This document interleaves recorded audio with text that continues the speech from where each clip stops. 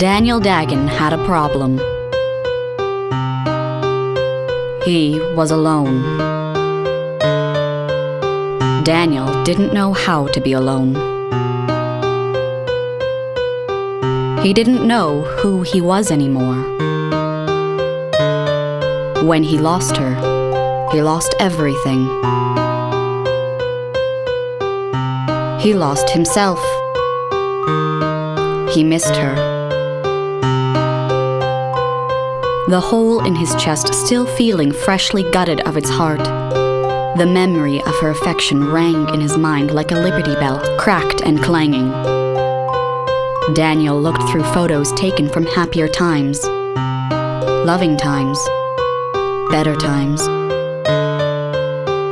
Daniel found himself just going through the motions. He'd wake up alone, and then continue on through a routine to fill his day until he could return to bed. Daniel had no idea how he got through the dullness of his life before her.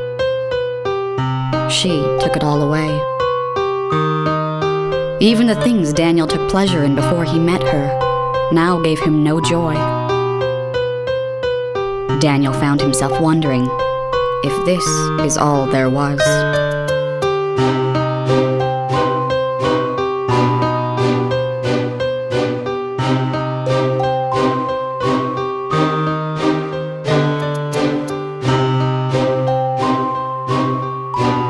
A new girl, but she didn't feel any different than the last. Rebecca had always wanted Daniel, but now she could take him. Daniel had already lost so much of himself. Why not go a little further? He could lose himself in this girl tonight. He could turn Rebecca into the one he had lost. Daniel could pretend to be whole again. Rebecca didn't matter to Daniel. She could be anyone tonight, for she was just playing a role for him. She was playing Madeline. Rebecca thought she could have him fully. Poor Rebecca.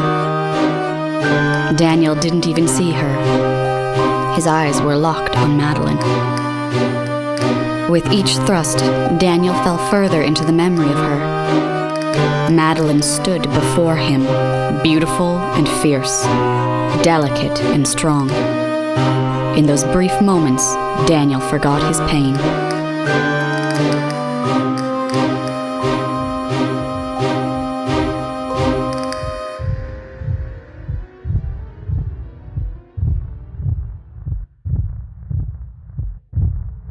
He walked towards his bedroom, his heart feeling more alone than ever.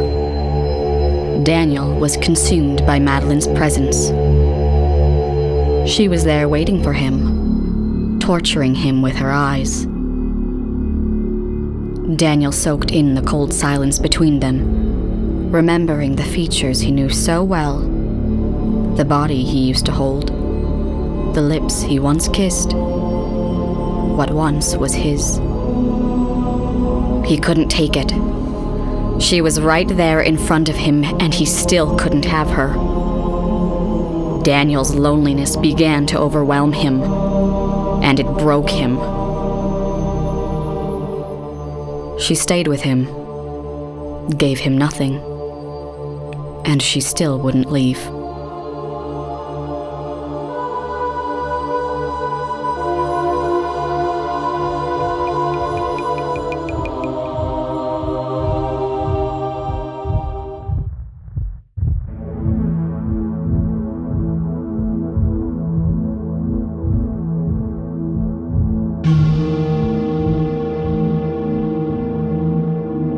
Rebecca returned to Daniel's apartment again the following evening. This time, not to fill a void, but to resemble Madeline once more. Daniel wasn't sure what she was doing there. She wanted to talk, but there was nothing to say. Daniel wanted to be alone with Madeline and the better times, the better memories. Words left Rebecca's mouth but never reached Daniel's ears. In Daniel's mind, He never really understood why Rebecca wanted him at all. Not really. He couldn't understand Rebecca wanting to be with him. If Daniel could have heard her, he would have heard her reasons and her excuses. Daniel would have understood her if he had listened. He ached for Madeline. She was all he wanted.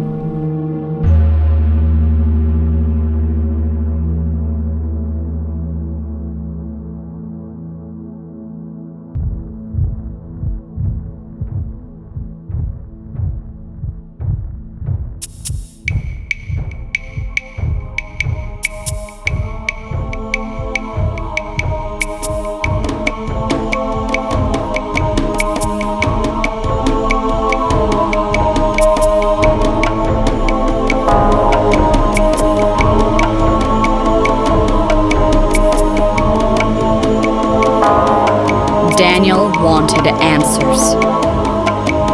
He needed to know why women left him. He needed to see Madeline desperately. Daniel's hunger becoming more and more frantic. The words from Madeline's lips repeated, "I love you," in her soft female voice.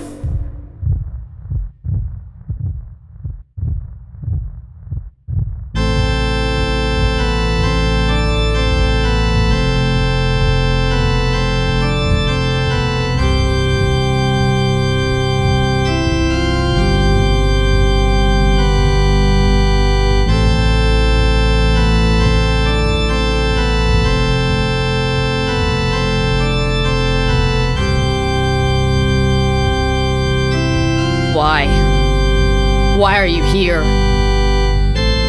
Why did you leave? I don't understand. What did I do? What can I do?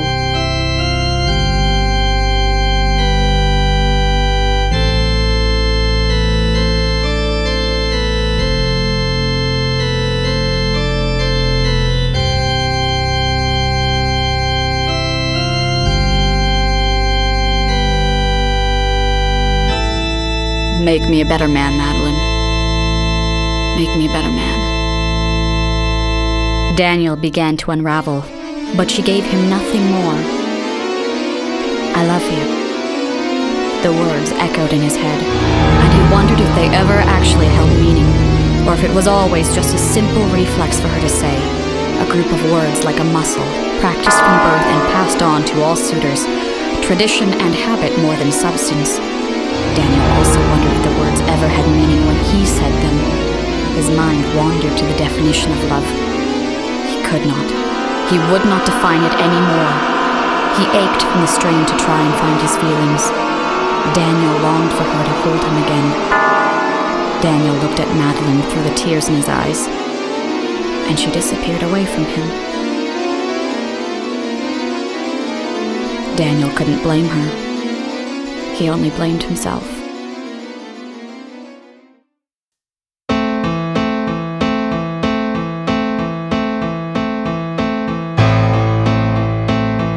Daniel needed to talk to someone. Someone who could help him figure out what was happening. He needed to seek advice. Daniel didn't have that many friends left to choose from. When his world was confined to Madeline, that consumed him. There was no time for anyone else. So, eventually, Daniel's friends drifted away. His oldest and dearest friend was still there to pick up the friendship where it had left off. Daniel and his friend walked for a long time, and Daniel shared many stories of his heartache and his recent sorrows. Daniel talked, and his friend listened. Daniel tried and tried to explain how he felt. He tried with different words and different ways, but his friend just couldn't relate.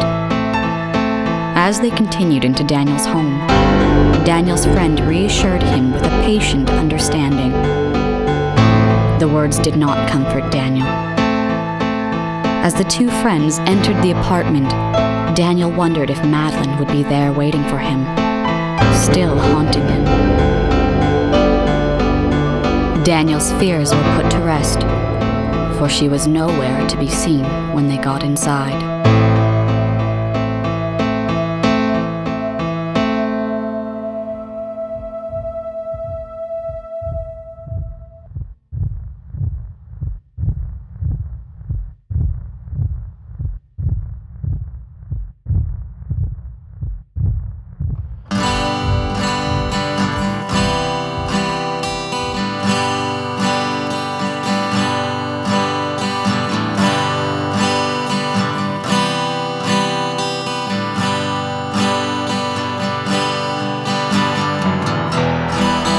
Daniel needed out.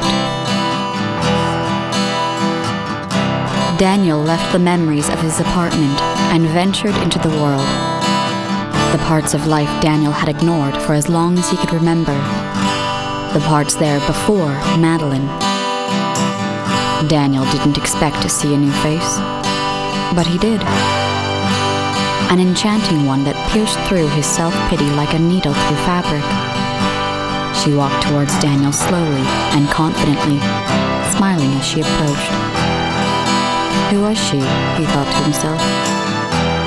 A girl from class, he remembered. But he couldn't recall her name. She approached him and introduced herself. Her words left her mouth effortlessly and beautifully. The letters in each word rested in the air as though carried on clouds. It was refreshing to hear her speak. She felt new to Daniel. She was nothing like Madeline, he thought. Nothing like anyone else he could remember. As though the words she spoke had never been spoken by anyone before her. It was pleasant. It was calming. It was lovely. He listened as she spoke. Her voice was fresh and light. Daniel felt recharged by her confidence and her individuality. Her name was Julie. Julie. Daniel thought to himself, I hope I see Julie again.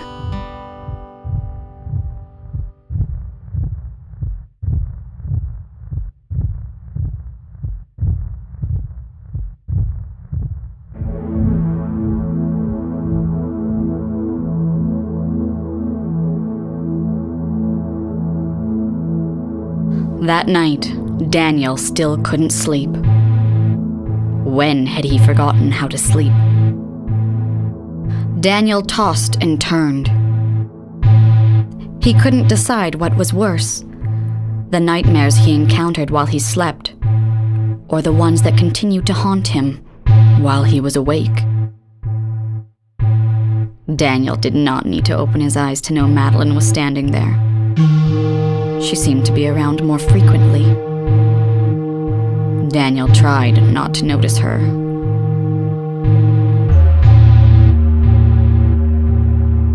He did not want to give her any more attention, any more of his energy. It was pointless. Madeline had no more answers for him, nothing more to give.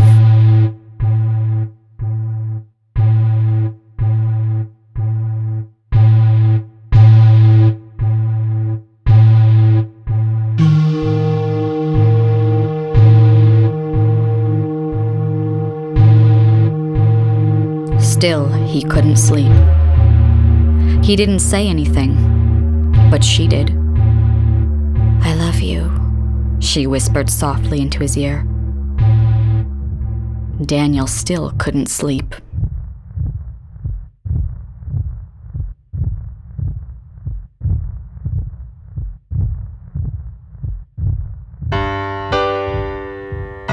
Happiness. Daniel remembered this feeling. Yet this was different than what he remembered. This felt simpler and more innocent. When he looked at Julie, he saw no trace of Madeline.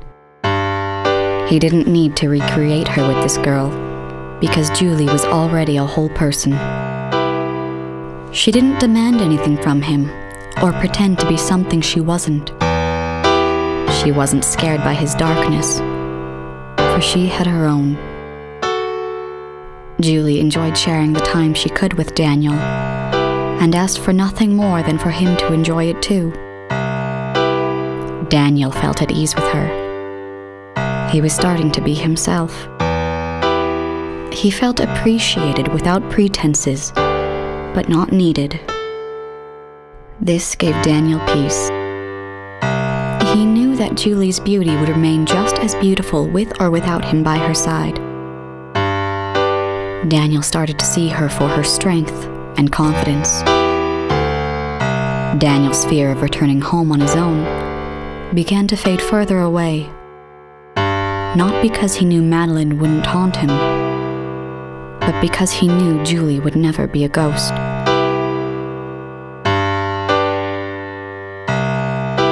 Daniel knew at that moment that he need never be haunted again.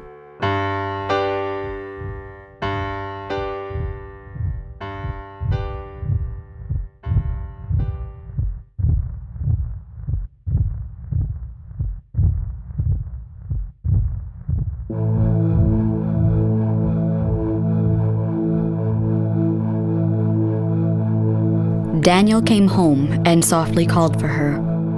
His voice less afraid, his tone less subdued. She seemed more distant this time, her presence more faint. Madeline? Madeline, I'm sorry.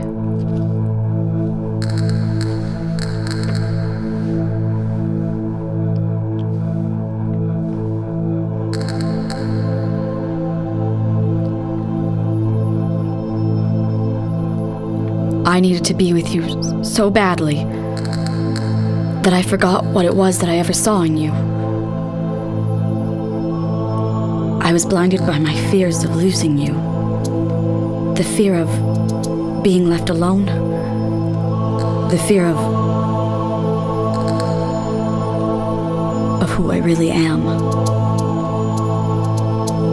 I'm sorry. Daniel's voice quaked from the emotion in his words.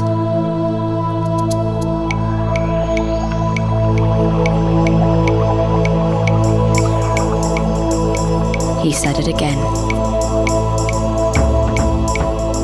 I'm sorry. Because he needed to hear it himself. Madeline and Daniel shared a long silence, looking into each other's eyes. Then, with one last smile on her face, Madeline was gone. Daniel was alone. Daniel knew at that moment that he need never be haunted again.